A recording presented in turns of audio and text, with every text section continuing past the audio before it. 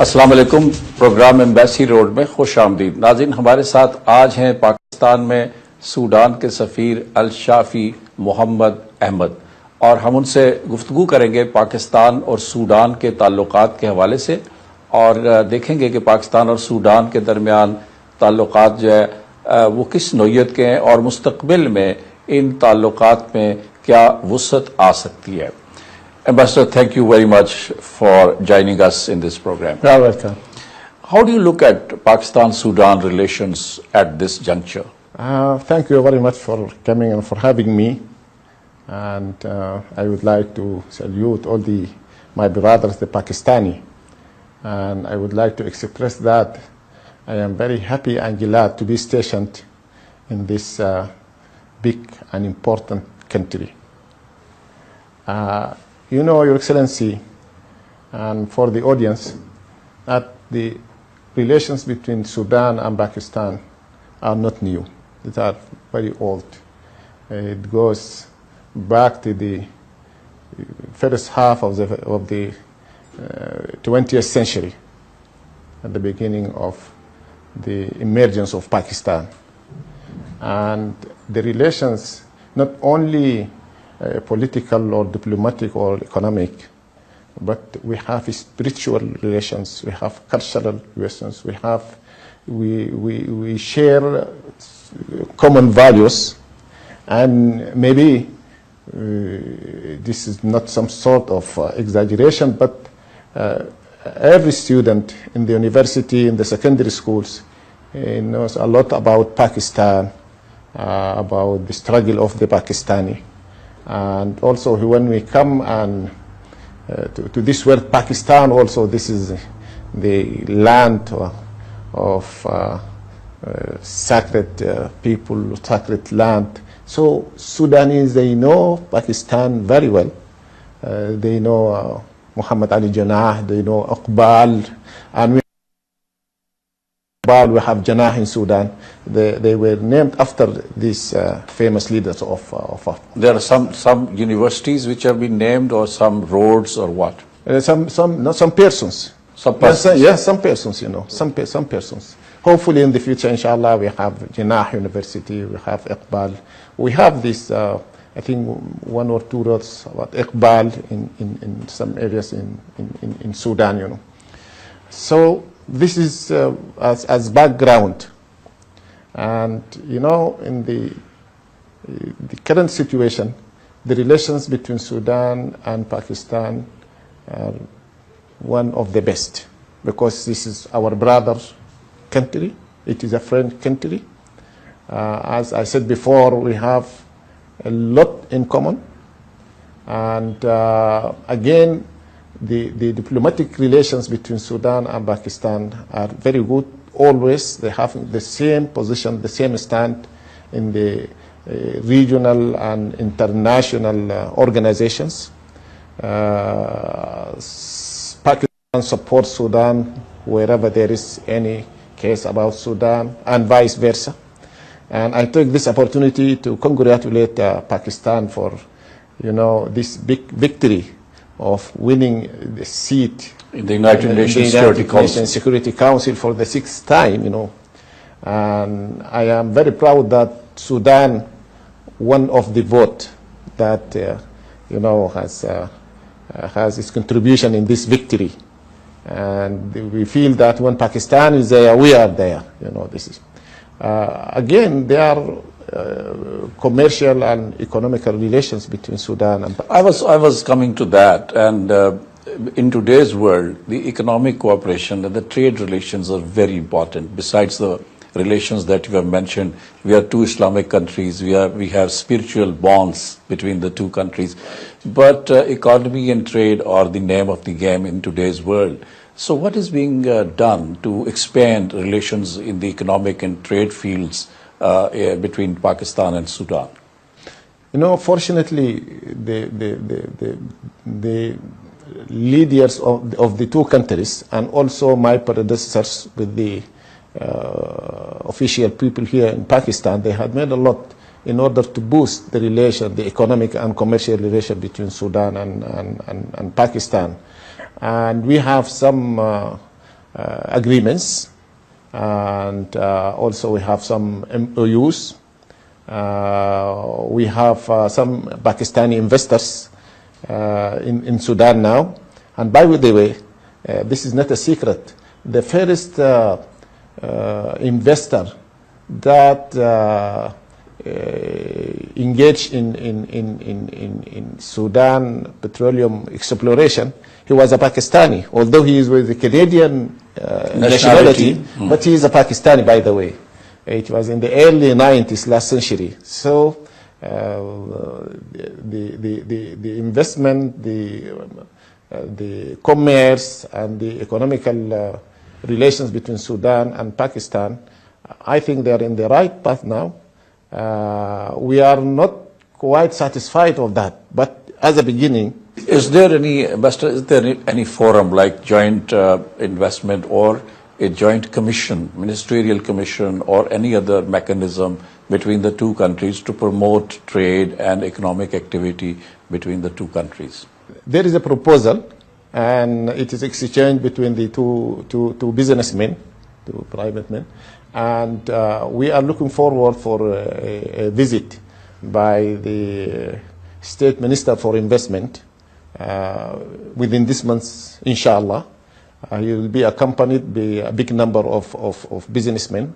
There we are going to conclude this council of the Businessmen's Council between Sudan and Pakistan. This will be very helpful to the both countries, inshallah, in promoting the economical and commercial relationship between these two countries. Excellency, Sudan has oil reserves also, and Sudan has other natural resources. So you mentioned that a Pakistani national was the first one to invest in oil exploration. So what are the prospects for any joint ventures in the field of oil exploration between the two countries? Yeah, I think there is, we are really, I can see that there are a very, very, very bright future for the joint ventures between the Pakistani and Sudani businessmen. And with the help of the government, for the procedures, rules and regulations and all these things, I think the future is very bright for these two sides, two parties, in order to get into this business. And by the way, there are some Pakistani businesses, they have already started this, but this is in somewhat in individual scale and capacity. But inshallah, by the visit of His Excellency the Minister and these businessmen, we are going to have a lot of joint ventures. I think the Pakistani are going to get into some investment in agriculture, in textile industry, also in growing some crops which we need very much, and Pakistani are very skillful of growing these crops like rice and other things. The environment in Sudan is quite conducive for these crops, and Pakistani, they have the experience and the knowledge how to do that. So is Sudan importing some agricultural products and some textile products from Pakistan to use in their country? Yes. We produce, we have this rice, as I mentioned. Also, we have a lot of textile of different type. We have some shoes from Pakistan. We have, prayer mats. A lot of them we have. We have also towels. All these things, we have from Pakistan. From Pakistan, yeah. There is, and now recently there is only in some electronic devices like the ceiling fans and all these things. They are being imported from Pakistan. Yes, from Pakistan. But what about a Pakistani businessman or industrialist investing inside Sudan so that you could produce these things indigenously inside the country? That is what I strive hard to do, because we want Pakistani investors to go and invest in the Sudan. We are ready to give them land, to give them all the other facilities. We want Pakistani commodities produced in Sudan. Your Excellency, because this is very important, this point which you just mentioned, Sudan, still it is a virgin country. We have a good market for the Pakistani products, not only for Sudan, for the neighboring countries. We are, we have borders at least with other 6 countries. Yes. At least. North African countries. Yeah. We are, if you just, with exception of Egypt and Libya, all African countries, these are big market. And I am sad to say that Pakistan not quite famous in those African countries like Chad, Central Africa, Congo, even the new Southern Sudan and all these areas. So we shall try hard with our brothers here in Pakistan, with the businessmen from Sudan and Pakistan, to let the Pakistani go and have their own investment in Sudan. You may ask me why. A lot of benefit it comes out of it. First of all, it strengthens the relations. This is very important. But the most important thing, it introduces the Pakistani, not only the goods and commodities, the technology, the know-how, the style, all these things to other people. And Sudan can be a hub for the Pakistani commodities and trades to the other African countries, bearing in mind that, we are sharing, and with so many African countries, we have treaties, agreements, that when the commodity is produced in Sudan, it almost with zero tax. We take a short break here, Excellency, and then we'll come back. नाज़रीन, एक मुख्तसर सी break लेते हैं और break से वापसी के बाद हम पाकिस्तान में सूडान के सफ़ीर से मज़ीद गुफ्तगू करेंगे और इनसे पूछेंगे सूडान के दाखिली हालात के बारे में।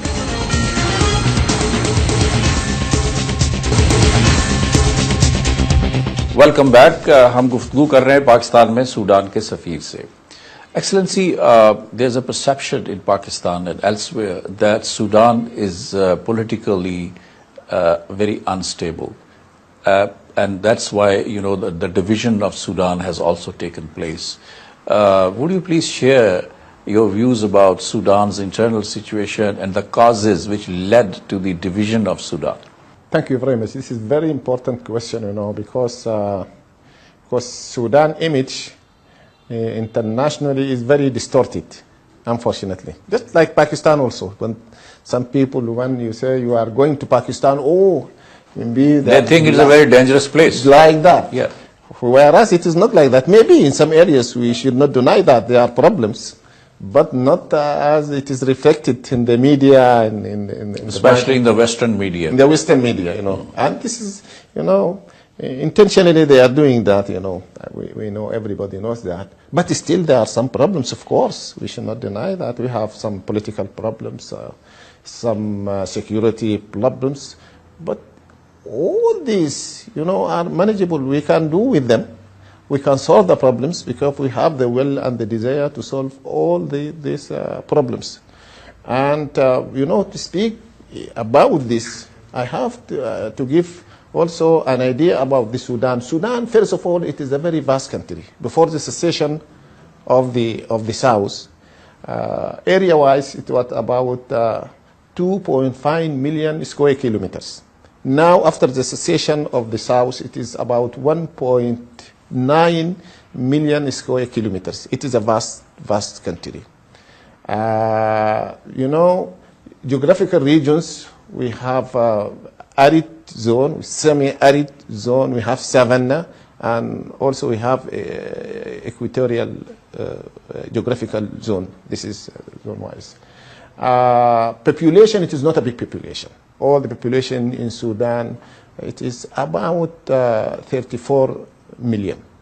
So the population is very low. So there are very vast areas which are quite and not inhabited by man. But we have again a lot of livestock. It goes up to 120 million heads of cattle, camel, sheep, goats, and all these things, And we have also ethnically, Sudan is not very diverse. Very diverse yes. in ethnicity.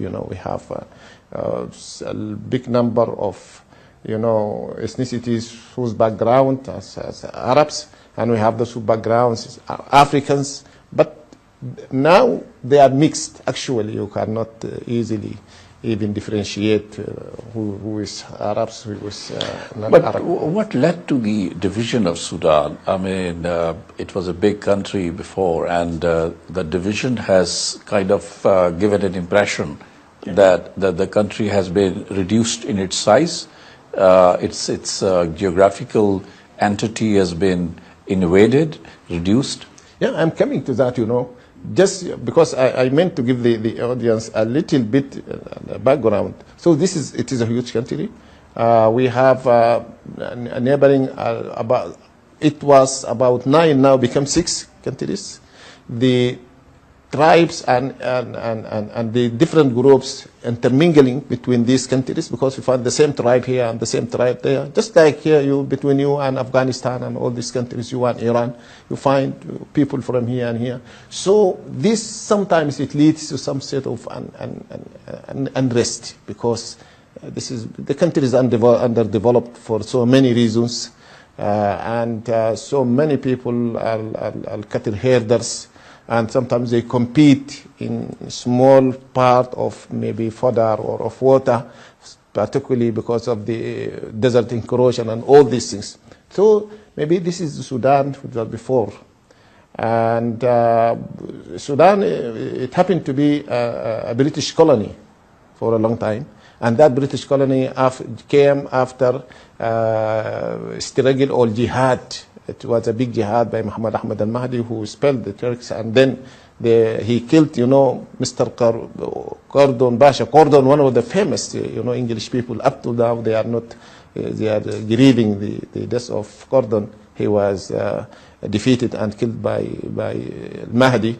It was in the year 1985.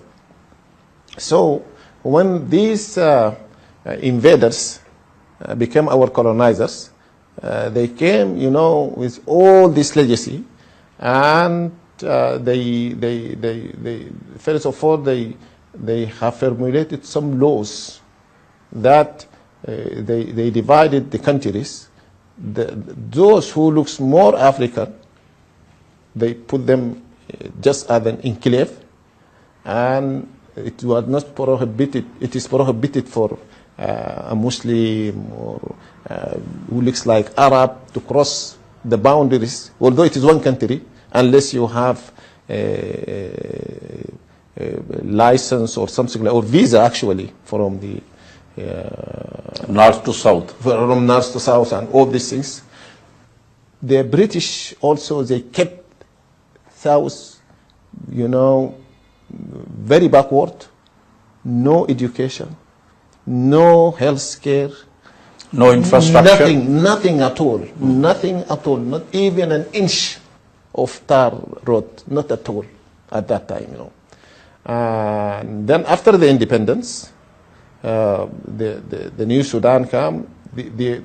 Before the British, pull out, also they saw the seed of difference between people, And when they come out, our brothers in the south, they were claiming at that time this federal system to enjoy their own government. Autonomy. Yes. Some sort of autonomy. And the people in the north, they say, okay, no, we can look for that, but let us first of all, we have this independence, and to look how to deal our country together, and then we look for this, for the autonomy for the south.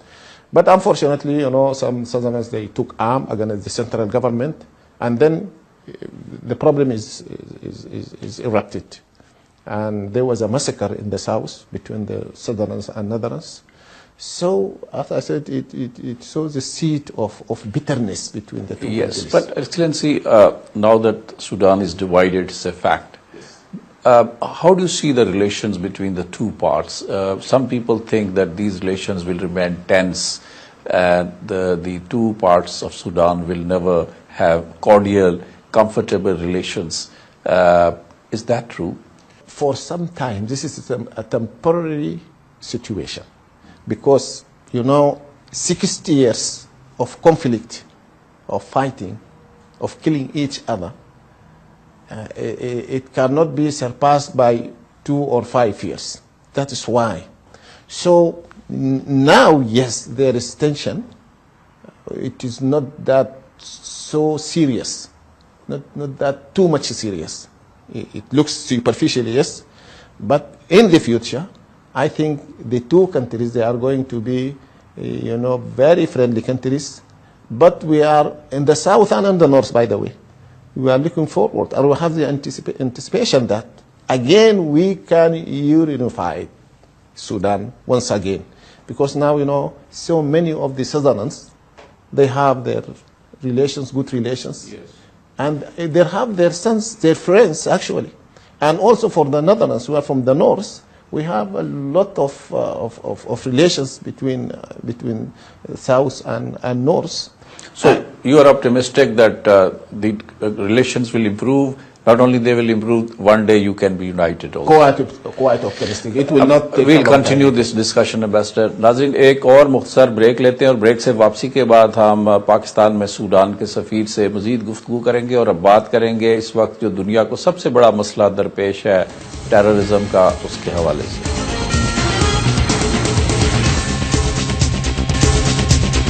Welcome back. हमारे साथ हैं पाकिस्तान में Sudan के सफीर अल Shafi Ahmed Muhammad. Ambassador, let's talk about first the changes that are taking place in Middle East and some North African countries. Libya recently, a huge change has taken place in Libya, and elsewhere in the Islamic countries, a wave of change is sweeping through these countries. How do you look at it? Can it also affect Sudan? Or it can go and spread into other parts of North Africa? Thank you very much, Your Excellency. This is a very important question. But, basically we have to agree that since these winds are blowing, no one has a safe haven of these winds. This is only natural. And this is now it becomes global, not only confined in the Arab or Islamic countries. Now we see the riots in United States, in Britain, and also in Australia. And it is really interesting that some, Occupy Wall Street.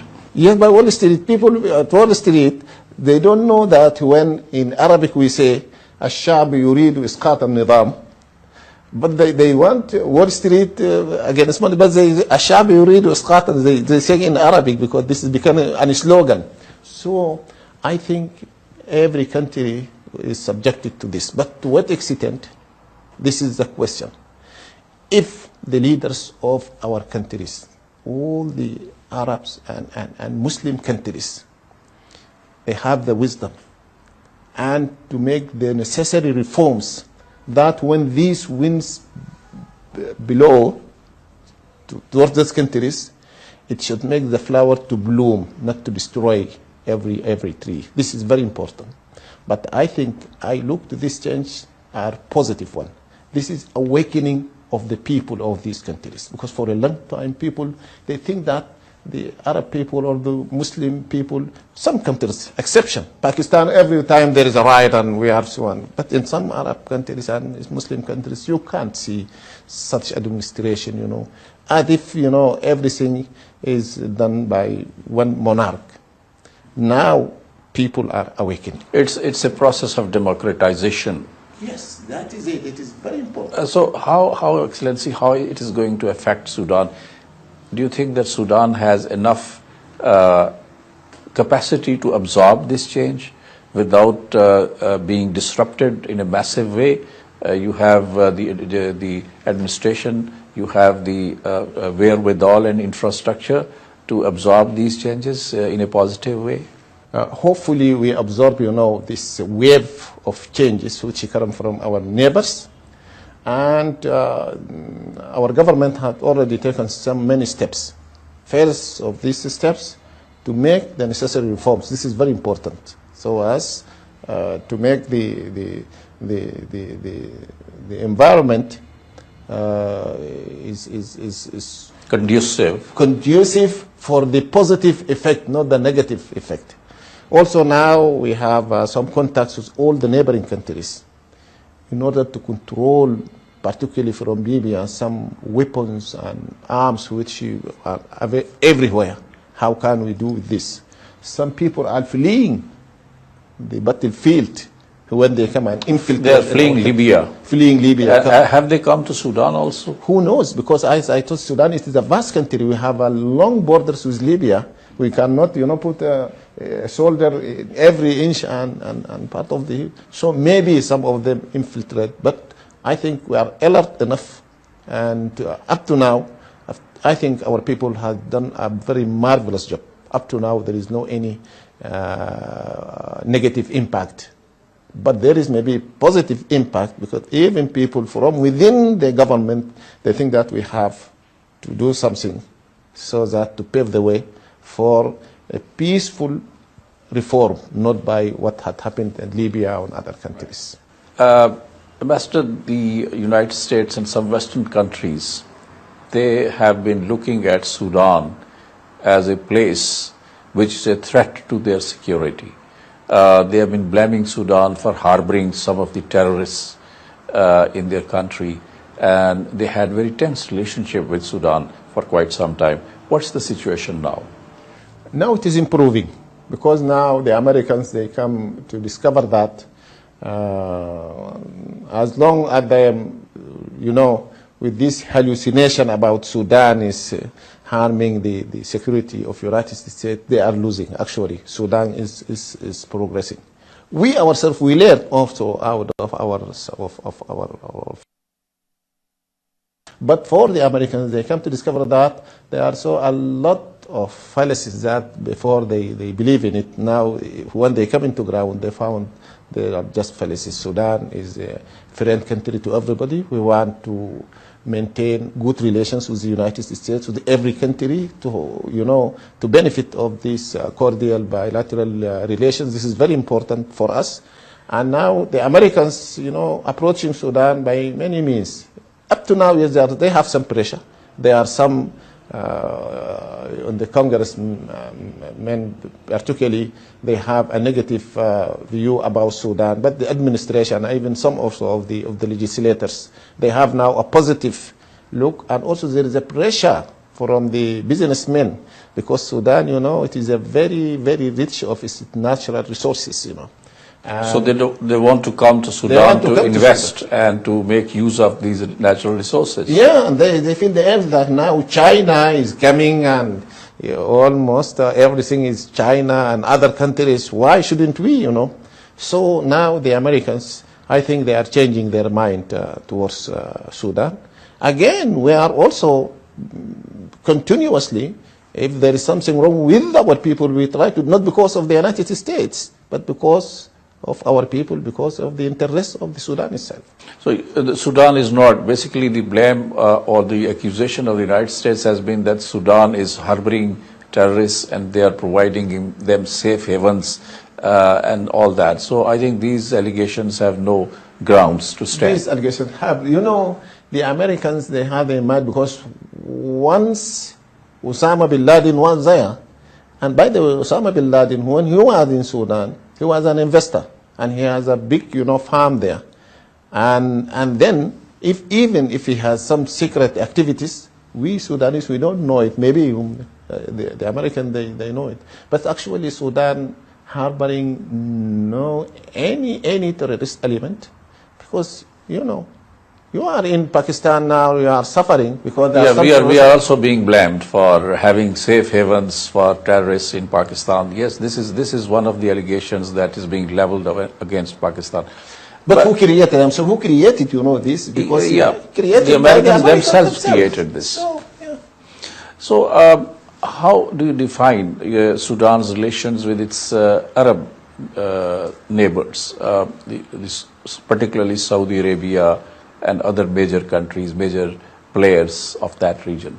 Sudan relations was, all Arab countries were very good with Saudi, particularly with the UAE, with Bahrain, Kuwait, Oman, Qatar, Egypt. With Egypt it was good, now very good. With Iraq it is good now, also with Syria. Hopefully, this Syrian situation will end up to boost and to assert the aspirations of the people. This is very important, With Libya, it was good, now very good, because there are some problems, Colonel Gaddafi was making to Sudan, but now they are very good. So generally with the Arab countries, whether in the Western Africa or in the Arab Peninsula, they are very good, very, very good relations with all these countries. We take another break. नाज़रीन एक मुख्तसर break लेते हैं और break से वापसी के बाद हम सूडान के सफीर से मज़ीद गुफ्तगू जो है वो जारी रखेंगे.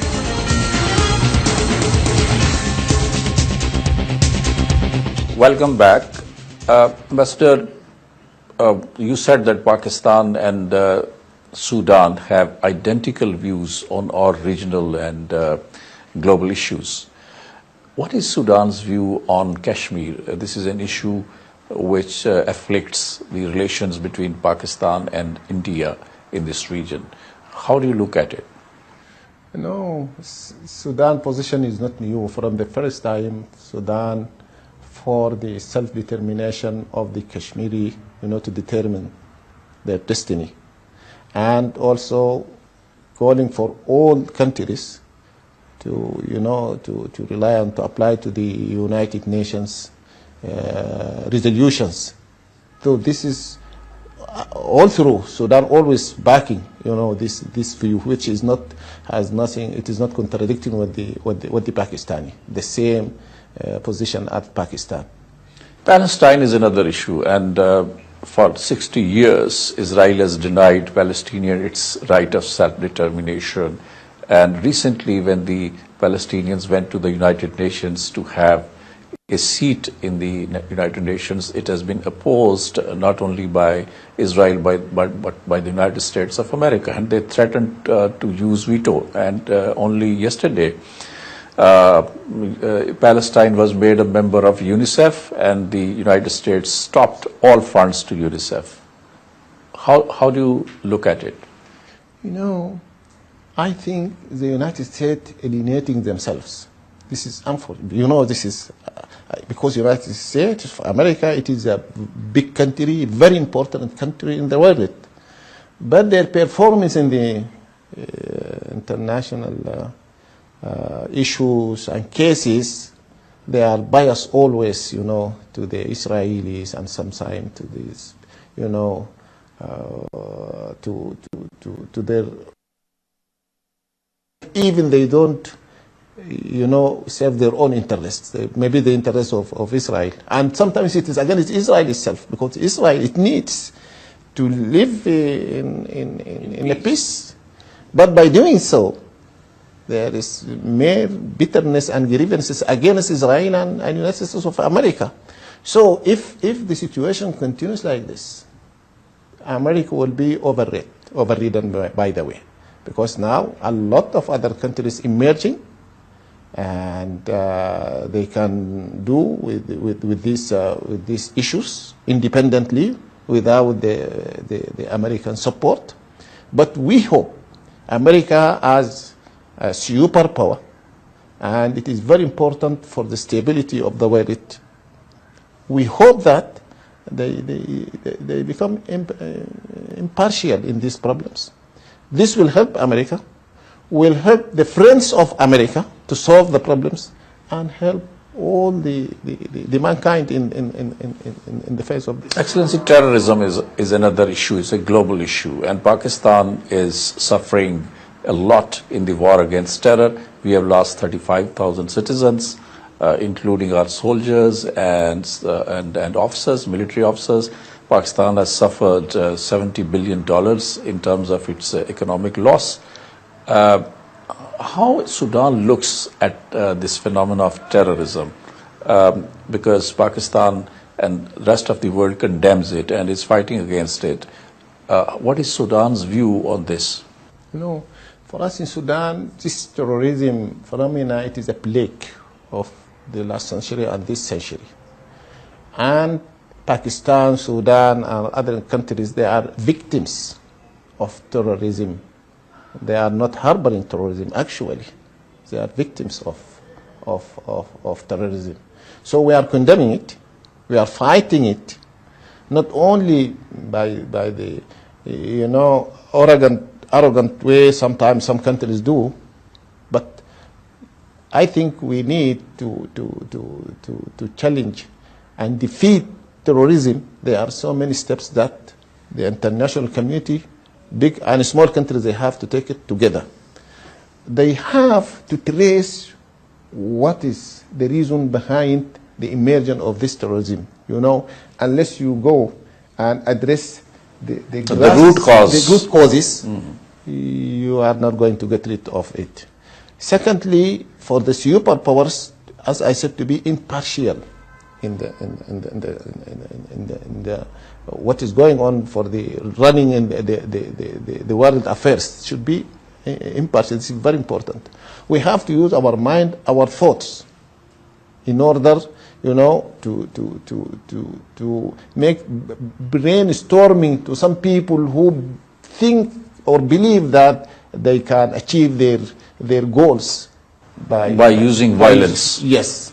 So if all, the international community, they come together, we have to be just, to be fair, yes, to be alert, and to be wise, and to address the root causes of this phenomenon. Or otherwise, we are going to disseminate it rather than to control it. Afghanistan is invaded by NATO and the US forces and other allied forces, and there are hundreds of thousands of troops present in Afghanistan. Pakistan is also suffering because of this fight in Afghanistan. What do you think, what is the solution to this problem? The US and NATO have used brute military force to crush the resistance in Afghanistan, in which they don't seem to be successful. So what is the way out? I think the way out is that the Americans, because now the Americans, they are singling out themselves as if they are the only fighters of terrorism. And their definition of terrorism it is not quite fair. It is not defined. It's still elusive. Quite elusive. Yes. This is one of the problems. The way they attack what they call as terrorists, safe haven, all these things, again, it instigates some people to become terrorists, even if they are not. Because if I am an innocent in my village, and then a drone comes and kills my cousin or my fine or something like that, tomorrow, okay, these people, why? They're attacking me. I have nothing to do with them. So you will become a tool for the terrorists, for the real terrorists. This is one of the problems. So I think for the Americans to address the problems of the world in a very rational, impartial way. Secondly, to cooperate with the countries who can sit on this, like Pakistan, just blaming Pakistan of doing so and so. This is absolutely nonsense. It will not help.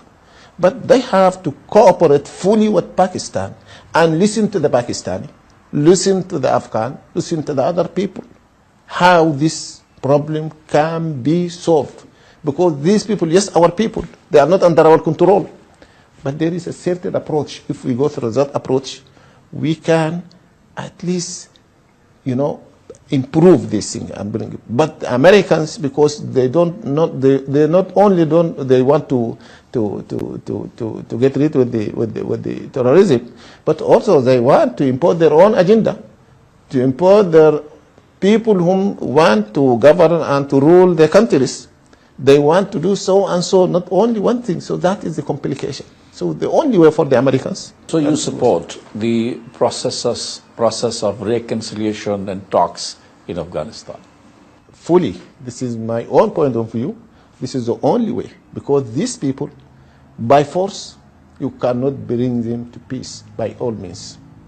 But if you come to negotiations, and if you address their concerns, and first of all, to build some level of confidence, and to let mediators from the people that they have confidence in, not to bring everybody. So by negotiation, by conciliation, I think the Americans, and with the cooperation of all the other concerned people, they can solve the problem. But by drone, by weapon, it will not help it. Thank you excellency. नाज़रीन, आज हमने बात की है पाकिस्तान में Sudan के सफ़ीर अल-शाफी अहमद मोहम्मद से, और उनसे गुफ्तगू की हमने पाकिस्तान और सूडान के ताल्लुकात के हवाले से, मशरक़ वस्ता में जो इस वक्त तब्दीली की लहर आई है उसके हवाले से, और दहशत गर्दी के खिलाफ जंग के हवाले से उन्होंने जामे मुज़ाकरात और जामे बातचीत की है इन सवालात के हवाले से, और उन्होंने अपना नुक्ता नज़र जो है वो पेश किया है। Excellency, thank you very much for being with us. Thank you very much. Thank you. इसी के साथ ये प्रोग्राम खत्म होता है। जावेद सिद्दीक को इजाजत दीजिए। खुदा हाफिज।